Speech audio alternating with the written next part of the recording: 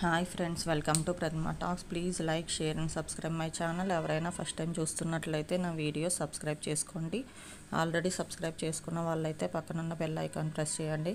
నేను పెట్టే ముందు వీడియోస్ మీకు నోటిఫికేషన్ రూపంలో వస్తాయి. అట్లాగే నా వీడియోస్ నచ్చినట్లయితే మీ ఫ్రెండ్స్, ఫ్యామిలీ మెంబర్స్కి షేర్ చేయండి. ఈరోజు నేను what is the admission procedure of be category అని తెలంగాణ గురించి చెప్తున్నాను. నన్ను చాలామంది కామెంట్స్లో బీ కేటగిరీ అడ్మిషన్ ప్రొసీజర్ ఎట్లా ఉంటుంది అని అడుగుతున్నారు. ఎన్ని రౌండ్స్ ఉంటాయి, ఎట్లా ఉంటుంది అని అడుగుతున్నారు. అందుకోసమే వీడియో చేస్తున్నాను. నేను ఫస్ట్ ఇండివిజువల్గా ఎవ్రీ వన్కి చెప్పలేక ఈ వీడియో చేస్తే అందరికీ యూజ్ అవుతుంది కదా, ప్రతి ఒక్కరికి కామెంట్ పెట్టడం కష్టమవుతుంది. అందుకోసమే నేను ఈ వీడియో చేస్తున్నాను.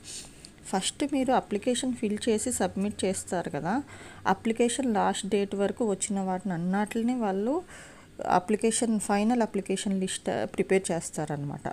ఆ ఫైనల్ అప్లికేషన్ లిస్ట్ని నెక్స్ట్ డే వాళ్ళ సైట్ నోటీస్ బోర్డులో డిస్ప్లే చేస్తారు. ఒకవేళ అది మార్నింగే క్లోజ్ అయితే ఈవినింగ్ కూడా పెట్టే ఛాన్స్ ఉంది. ఆ నెక్స్ట్ డే ఒక మెరిట్ లిస్ట్ ప్రిపేర్ చేసి పెడతారు.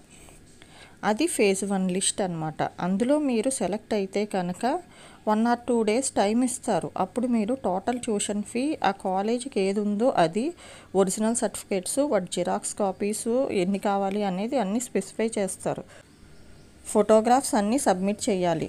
సబ్మిట్ చేసి కాలేజ్లో మీరు అడ్మిషన్ పొందాల్సి ఉంటుంది. ఒకవేళ మీరు ఫేజ్ 1లో ఫీ పే చేయకుండా ఈ సర్టిఫికేట్స్ అవి సబ్మిట్ చేయలేదు అనుకోండి, మీరు ఫేజ్ 2కి ఎలిజిబుల్ కాదు. ఇంకా కాలేజ్కి నెక్స్ట్ స్పాట్ రౌండ్స్ వరకు మీరు ఎలిజిబుల్ కాదు.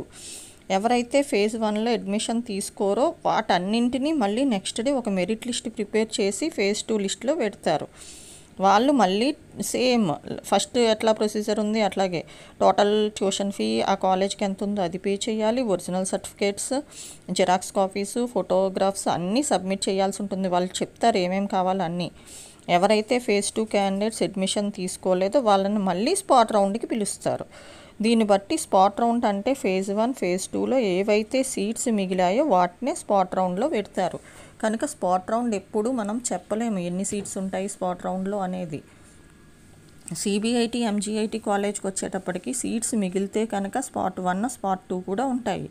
అదే విఎన్ఆర్లో అయితే ఓన్లీ ఫేజ్ 1 అండ్ ఫేజ్ 2 మాత్రమే ఉంటాయి.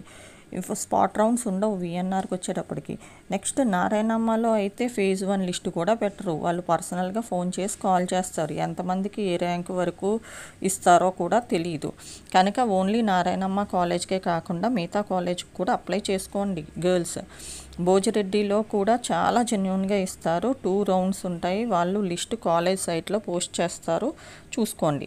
నెక్స్ట్ వాసవి కాలేజ్కి వచ్చేటప్పటికి phase 1, phase 2, spot round 1, spot round 2 కూడా ఉంటాయి. స్పాట్ రౌండ్స్ అంటే ఏవైనా సీట్స్ మిగిలితేనే, మళ్ళీ చెప్తున్నాను, సీట్స్ మిగిలితేనే ఫేజ్ 1, ఫేజ్ 2లో వచ్చేవి. మిగలకపోతే వాళ్ళు కూడా పెట్టరు. ఏ కాలేజ్ అయినా సరే ఫేజ్ 1, ఫేజ్ 2లో సీట్స్ మిగిలితేనే స్పాట్ రౌండ్స్ ఉంటాయి. కన్ఫామ్ కాదు ఇది. సీట్స్ మిగలకపోతే స్పాట్ రౌండ్స్ ఏ కాలేజ్కి కూడా ఉండవు.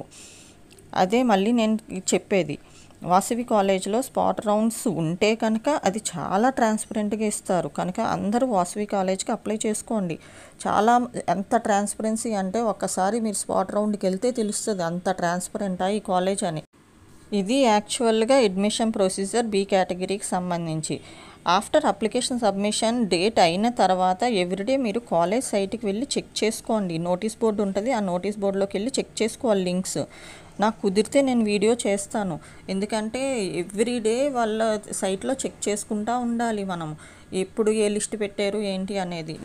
బీ కేటగిరీకి సంబంధించి మొత్తం అడ్మిషన్ ప్రాసెస్ కంప్లీట్ అవ్వడానికి ఆఫ్టర్ అప్లికేషన్ సబ్మిషన్ తర్వాత 1 వీక్ నుంచి 10 days వరకు పడుతుంది.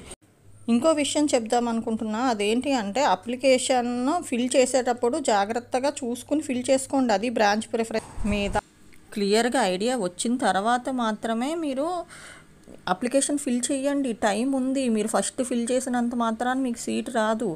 మీకు మెరిట్ లిస్ట్ ప్రకారమే వాళ్ళు ఇస్తారు. కాబట్టి నిదానంగా ఆలోచించి కంగారు లేకుండా ఏ బ్రాంచ్ పెట్టుకుందాం ఏంటి అని అందరూ కూర్చుని డిస్కస్ చేసుకుని చెయ్యండి. మీ ఫ్యామిలీ మెంబర్స్ అందరూ కూర్చుని ఏ బ్రాంచెస్ ప్రిఫరెన్స్ పెట్టుకుందాం అన్నీ ఆలోచించి అప్పుడు అప్లికేషన్ ఫామ్ ఫిల్ చేసుకోండి. అంతేకాని కంగారు పడకండి. ఎందుకంటే నాకు చాలా కామెంట్స్ వస్తున్నాయి, అప్లికేషన్ రాంగ్ ఫిల్ చేశాను, ఏం చెయ్యాలి మేడం అంటే, నేను ఏం చేయగలుగుతాను అనుకుంటుంది, ఎవ్వరు ఏం చేయలేము. అప్లికేషన్ ఫామ్ కరెక్ట్గా ఫిల్ చేయాలి అని వాళ్ళు ఆల్రెడీ ఇచ్చారు, లేకపోతే రిజెక్ట్ చేస్తాము అని. కనుక కంగారు పడకండి, టైం ఉంది.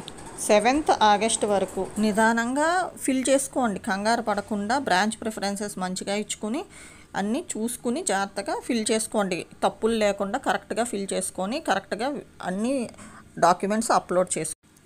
మీరు ఏ కాలేజ్కి అప్లై చేసుకుందాం అనుకుంటున్నారో అది క్లియర్గా ఉండాలి. మీరు ఏ బ్రాంచెస్ పెట్టుకుంటున్నాం అనుకుంటున్నారో అది క్లియర్గా ఉండాలి. మీరు ఫిల్ చేసే అప్లికేషన్ అంతా కరెక్ట్గా ఉందా లేదా, 1కి 2 సార్లు సబ్మిట్ బటన్ ప్రెస్ చేసే ముందు 1కి 2 సార్లు చెక్ చేసుకున్న తర్వాత సబ్మిట్ చేయండి. ఒక్కసారి సబ్మిట్ అయింది అంటే మీరు అందులో తప్పు ఎంట్రీ ఇస్తే కనుక మీ అప్లికేషన్ రిజెక్ట్ అవుతుందని వాళ్ళే పెట్టారు. కాబట్టి చూసుకోండి, జాగ్రత్తగా చూసుకుని జాగ్రత్తగా ఫిల్ చేసుకోండి. ఈ విషయమే నేను చెప్పదలుచుకుంది. Please like, share and subscribe my channel. మీరు లైక్ చేసి, షేర్ చేసి, సబ్స్క్రైబ్ చేస్తే నేను పెట్టే ముందు వీడియోస్ మీకు నోటిఫికేషన్ రూపంలో వస్తాయి.